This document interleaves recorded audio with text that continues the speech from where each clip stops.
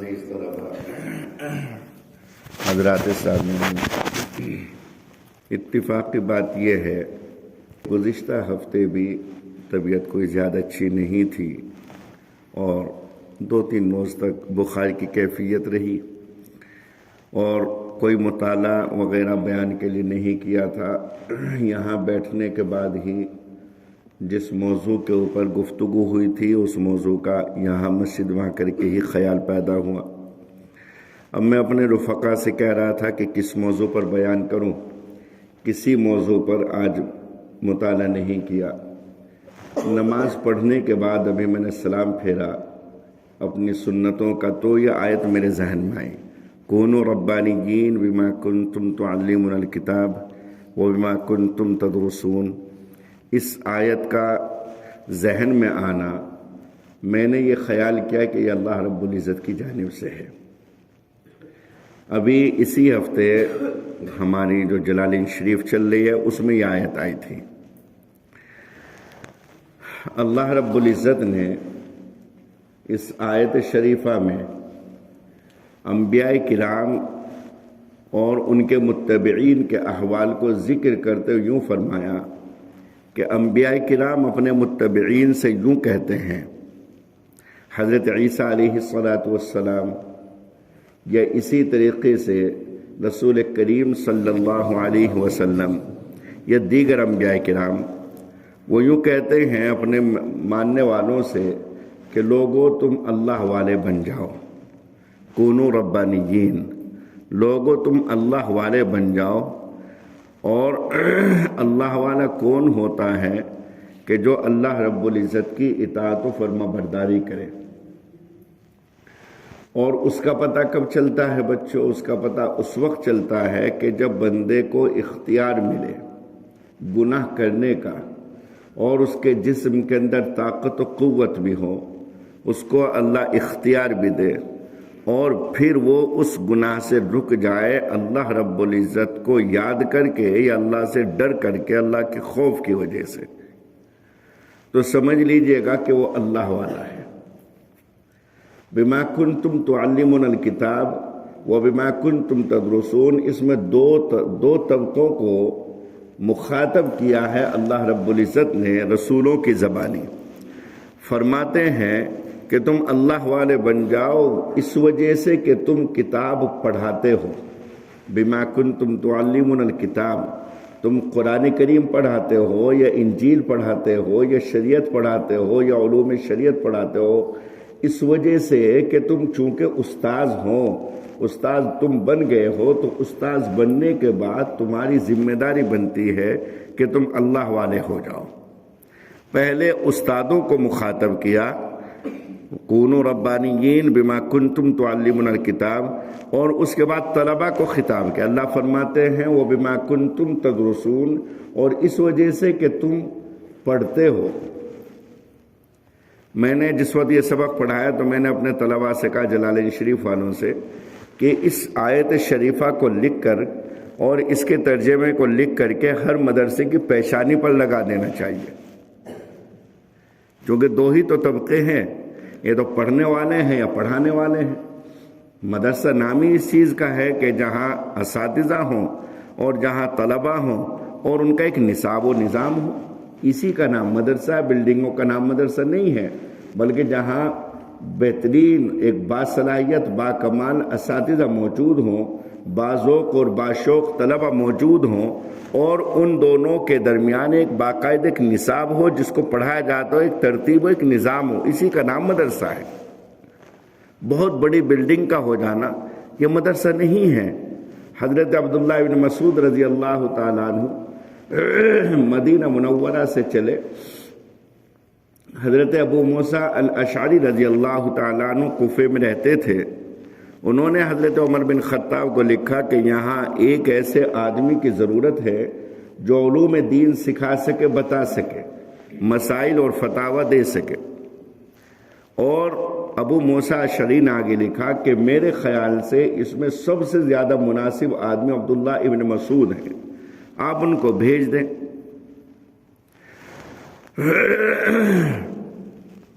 تو حضرت عبداللہ ابن مسعود کی مانگ کی کس نے؟ حضرت ابو موسیٰ الاشعری نے۔ حضرت عمر بن خطاب رضی اللہ تعالیٰ عنہ نے ابو موسیٰ الاشعری کو لکھا کہ تم سے زیادہ ضرورت عبداللہ ابن مسعود کی مجھے ہے۔ فقیہ تھے، اونچے درجے کے آدمی تھے حضرت عبداللہ ابن مسعود، کہ تم سے زیادہ عبداللہ ابن مسعود کی ضرورت مجھے ہے، لیکن اپنے اوپر تمہیں ترجیح دیتے ہوئے میں عبداللہ ابن مسعود کو تمہارے پاس بھیج رہا ہوں۔ چنانچہ مدینہ منورہ سے یہ اللہ کا بندہ تنہا چلتا ہے، عبداللہ ابن مسعود تنہا چلتا ہے مدینہ منورہ سے کوفہ کے لیے، عراق کے لیے، اور راستے میں ان سے فیض حاصل کرنے والے، ان سے علوم سیکھنے والے لگنے شروع ہوتے ہیں۔ ایک ساتھی لگا، 2 لگے، 4 لگے، 10 لگے، 20 لگے۔ مدینہ منورہ سے چلنے والا تنہا ہے۔ جب راستے میں سے تلامذہ لگنے شروع ہوئے تو کوفے میں داخل ہوتے ہیں عبداللہ ابن مسعود، تو ان کے ساتھ ان کے تلامذہ، ان کے شاگردوں کی تعداد 4000 تھی۔ 4000 کی شاگردوں کی جماعت لے کر کے یہ اللہ کا بندہ کوفے میں داخل ہوتا ہے۔ تو اس کو کہتے ہیں ربانی، کہ وہ اللہ نے ان کے علم کے اندر ایسی برکت رکھی تھی کہ تنہا مدینے سے روانہ ہوئے اور کوفے میں تنہا داخل ہونے کے بجائے 4000 شاگردوں کا قافلہ لے کر کے داخل ہوئے۔ راستے میں کوئی مدرسے کی عمارت نہیں تھی، نہ فلاح دارین کی عمارت تھی، نہ دارالعلوم دیوبند کی، نہ ندوے کی، نہ مظاہر کی، کوئی عمارت راستے میں نہیں تھی۔ کہیں کوئی درخت ہے، درخت کے نیچے بیٹھ گئے، پڑھنا پڑھانا شروع کر دیا۔ کوئی دیوار ہے، اس کے سائے میں بیٹھ گئے، وہاں پڑھنا پڑھانا شروع کر دیا۔ کوئی دریا ہے، اس کے کنارے بیٹھ گئے، وہاں پڑھنے پڑھانے کا سلسلہ قائم کر دیا۔ اور یہ تو وہ تعداد ہے بچوں کہ جو باقاعدہ حضرت ابن مسعود کے ساتھ داخل ہوئے کوفے میں، ورنہ ایسی بھی تعداد تھی کہ جن کو پڑھاتے رہے اور پڑھا کر کے راستے میں ان کو وہیں لگا دے، چلو تم کام پہ لگ جاؤ۔ تو میں نے یہ عرض کیا ہے کہ مدرسہ جو نام ہے وہ خالصتاً عمارتوں کا نہیں، عمارت تو صرف ایک سہولت کے لیے ہے، ایک ضرورت پوری کرنے کے لیے، مقصود نہیں ہے۔ مقصود تعلیم و تعلم، تعلیم کا معنی پڑھانے کے ہیں، تعلم کے معنی پڑھنے کے ہیں۔ تو تعلیم سے مراد معلمین کی ایک اچھی جماعت ہو، اساتذہ کی ایک اچھی جماعت ہو، پڑھنے والے باشوق طلباء ہوں، اور ان کے درمیان ایک نظام ہو، ایک نصاب ہو کہ جس نظام و نصاب کے مطابق وہ پڑھیں۔ ان 3 چیزوں کا نام سمجھ لیجیے گا مدرسہ ہے۔ اور اگر عمارتیں ہیں، طلباء بھی ہیں، اساتذہ بھی ہیں، لیکن کوئی نظام نہیں، کوئی نصاب نہیں، کوئی سسٹم نہیں، تو مدرسہ نہیں۔ طلباء بڑے اچھے ہیں، اساتذہ پڑھانا نہیں چاہتے تو کوئی فائدہ نہیں۔ اساتذہ اچھے ہیں، طلباء پڑھنا نہیں چاہتے، تب بھی نظام نہیں چلے گا۔ تینوں چیزیں ایک دوسرے کے ساتھ بچوں جڑی ہوئی ہیں۔ تو یہ میں نے اس لیے عرض کیا کہ یہ جو آیت ہے کونوا ربانیین بما کنتم تعلمون الکتاب وبما کنتم تدرسون، یہ اساتذہ کے لیے بھی ہے، طلباء کے لیے بھی ہے۔ تو اس لیے میں نے عرض کیا کہ یہ آیت اور اس کا ترجمہ لکھ کر کے اور ہر مدرسے کی پیشانے پر لگا دیا جائے تاکہ پتہ چل جائے کہ اللہ رب العزت کیا چاہتے ہیں۔ اور جب تک استاد اور شاگرد کا رشتہ مضبوط اور قوی نہ ہو جائے، مضبوط اور قوی نہ ہو جائے، تب تک کوئی خاطر خواہ فیض نہیں ملتا، خاطر خواہ فائدہ حاصل نہیں ہوتا۔ عام طریقے سے مزاج طلباء کا یہ ہے کہ ان کے مزاج کے مطابق اگر بات بن رہی ہے تو بہت اچھی بات ہے، اور اگر ذرا سا مزاج کے خلاف بات ہو گئی، اور وہ ہونی ہی ہے تو پڑھنے پڑھانے میں تو ہوتا ہی ہے، مزاج کے خلاف اگر بات آ گئی تو اس صورت میں وہ استاد پھر اچھا نظر نہیں آتا۔ پہلے کیا ہوتا تھا کہ جو شاگرد ہوتا تھا استاد کی ساری سختیاں برداشت کرتا تھا، اور استاد نے جیسے کہہ دیا اس کے مطابق چلتا تھا، اسی لیے وہ لوگ پھر بہت آگے پہنچے۔ حضرت مولانا حامد صاحب رحمۃ اللہ علیہ حضرت مفتی محمود الحسن گنگوہی رحمۃ اللہ علیہ کے والد صاحب تھے، گنگو کے رہنے والے تھے، تو حضرت شیخ الہند کے خاص شاگرد تھے۔ حضرت مفتی محمود صاحب گنگوئی رحمۃ اللہ علیہ کی جو بسم اللہ کرائی تھی وہ حضرت شیخ الہند نے کرائی تھی۔ ان کی سوانے میں لکھا ہوا ہے کہ مجھے پکڑ کر کے لایا گیا تو میں کھیل رہا تھا بچوں کے ساتھ، تو حضرت جا رہے تھے، کچھ علماء تھے، تو بس مجھے بٹھایا، میں 3 3.5 سال کا تھا، تو میری بسم اللہ کرا دی۔ تو حضرت مفتی محمود صاحب گنگوہی کے والد حضرت مولانا حامد صاحب حضرت شیخ الہند مولانا محمود الحسن گنگوہی کے خاص شاگرد ہیں۔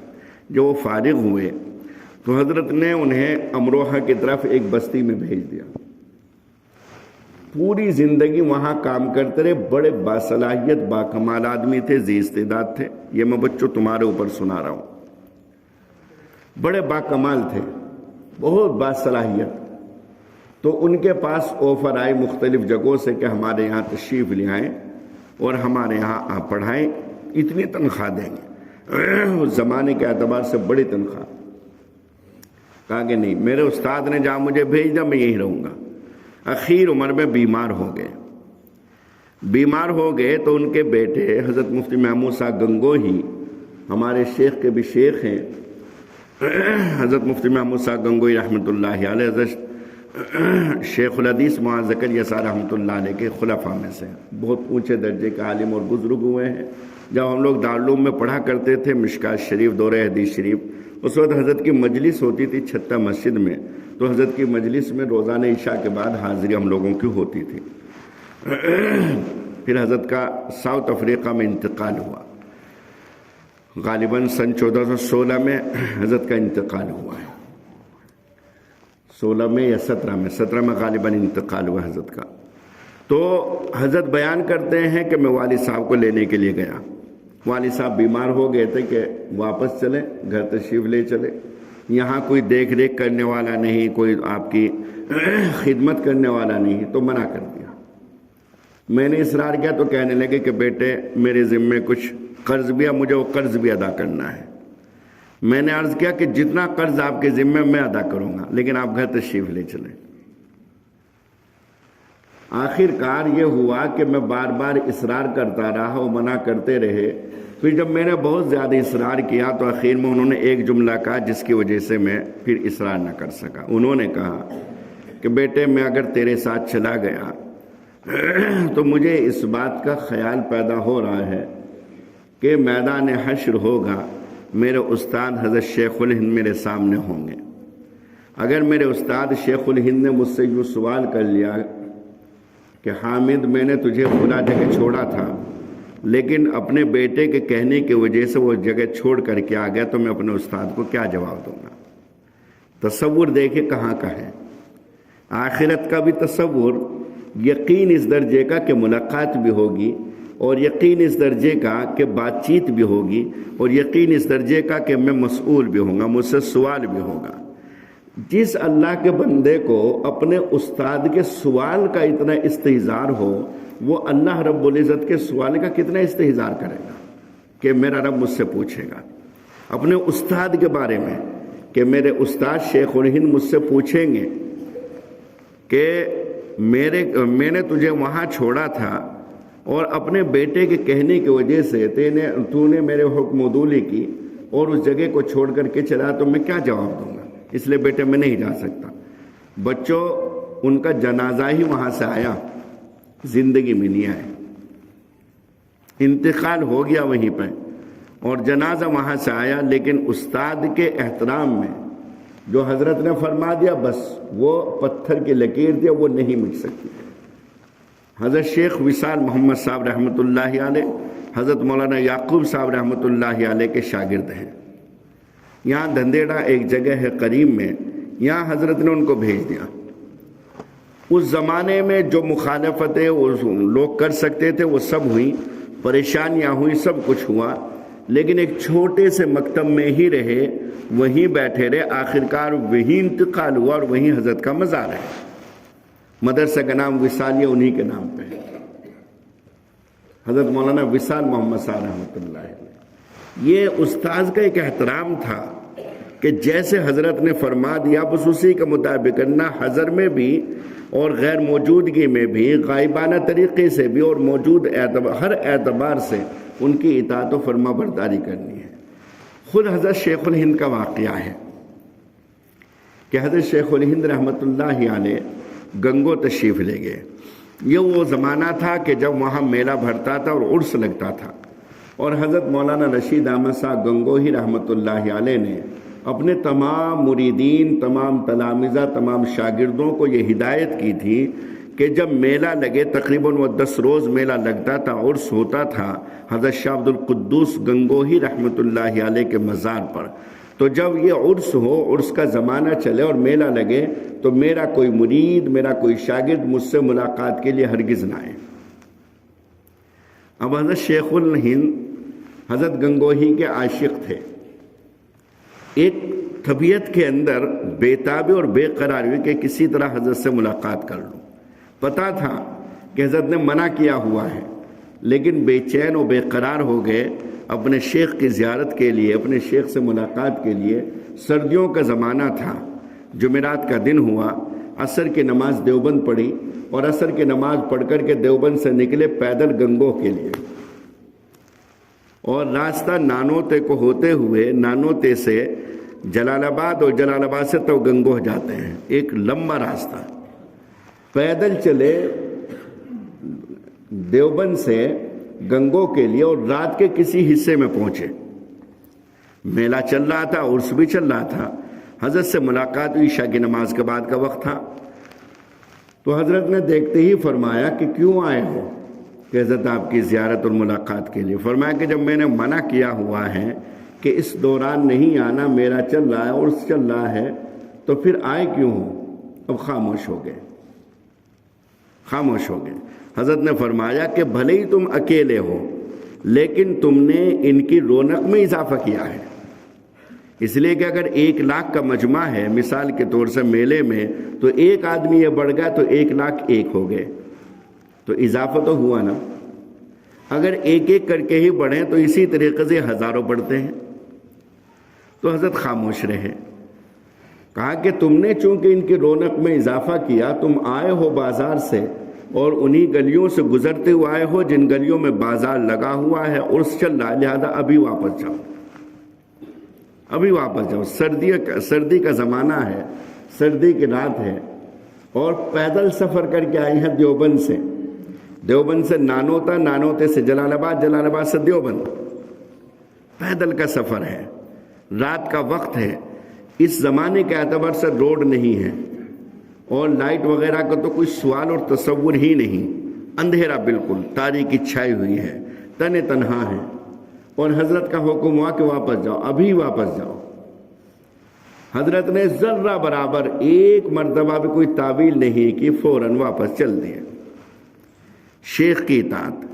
حضرت شیخ الہند کا ایک چاہنے والا، ان کا ایک شاگرد گنگو میں ہی رہتا تھا، وہ اس وقت وہاں موجود تھا، وہ حضرت کے ساتھ ساتھ چلا، اور حضرت کے ساتھ ساتھ چل کر کے حضرت سے عرض کیا، حضرت اب تو آپ میرے پاس قیام فرما لیجئے، اور آپ ایسا کریں کہ اول وقت اپنی نماز فجر پڑھ کر کے اور صبح سویرے رخصت ہو جانا۔ اول وقت اپنی نماز فجر پڑھ کے، تہجد پڑھ کر کے، نماز فجر پڑھ کر کے سویرے رخصت ہو جانا۔ تو حضرت شیخ الہند نے فرمایا کہ بھائی یہ کیسے ممکن ہے کہ میرے شیخ تو مجھ سے یوں فرمائیں کہ ابھی واپس جاؤ، میرے شیخ تو مجھ سے یوں فرمائیں کہ ابھی واپس جاؤ، اور میں تمہارے یہاں قیام کروں، یہ تو حکم عدولی ہوگی، یہ تو اطاعت نہیں ہوگی، نافرمانی ہوگی، اس لیے مجھے ابھی واپس جانا ہے۔